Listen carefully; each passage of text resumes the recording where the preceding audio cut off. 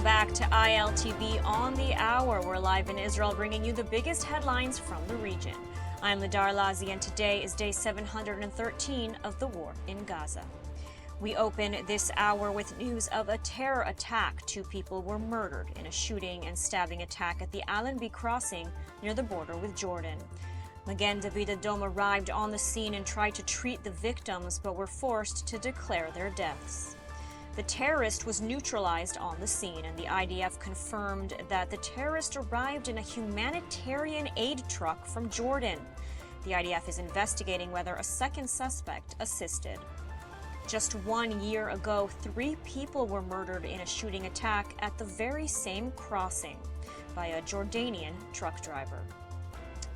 And meanwhile, it is the 3rd day of the IDF offensive to take over Gaza City. The IDF says it hit more than 50 targets overnight and throughout today, primarily in Gaza City, with combined air, artillery, and special units zeroing in on Hamas tunnel networks and command cells. Gaza sources claim at least 30 Palestinians were killed in recent military action, including 19 in Gaza City, as airstrikes targeted terror infrastructure. An estimated 400,000 civilians have left Gaza City and headed to humanitarian zones opened by Israel in the south. A new route on the Salah ad-Din highway was opened to alleviate gridlock on the coastal road. Yet some 600,000 civilians remain in Gaza, and many say they do not plan to leave. Israel warns the operation will continue until Hamas is stripped of control over Gaza City and ultimately the entire Strip, and the hostages are brought home.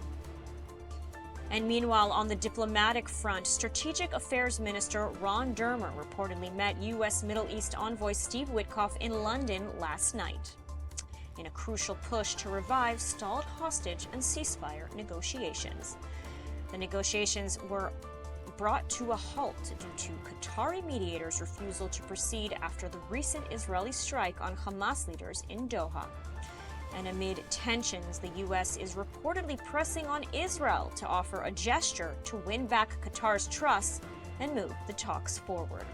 The meeting between Dermer and Witkoff reportedly took place on the sidelines of President Trump's state visit to the UK. And moving now to another front, Syria. Syria's President Ahmed al-Shara says that negotiations with Israel on a security pact are advancing rapidly and may bring results in coming days. The proposed agreement aims to halt Israeli airstrikes and remove Israeli forces present in southern Syria since December 8th. Shara stresses that any pact must protect Syrian territorial integrity, airspace, and have UN monitoring. The Syrian leader says a security pact like this is a necessity and signals that if successful, it could lead to further agreements. Although peace or normalization are not on the table yet, nor are discussion over the future political status of the Golan Heights.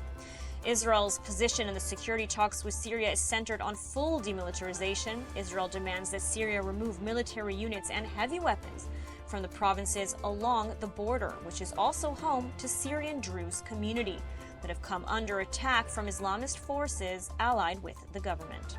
Israel also insists on no-fly zones over those areas, the creation of a forced defense buffer zone where its forces can operate without Syrian military presence, and that strategic terrain like Mount Helmon remain under Israeli control.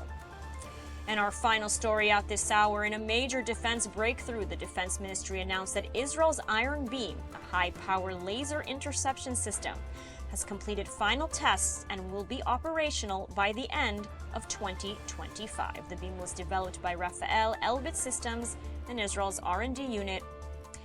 And that is a wrap for this hour. We'll continue updating every hour on the hour here on ILTV. Thank you so much for watching.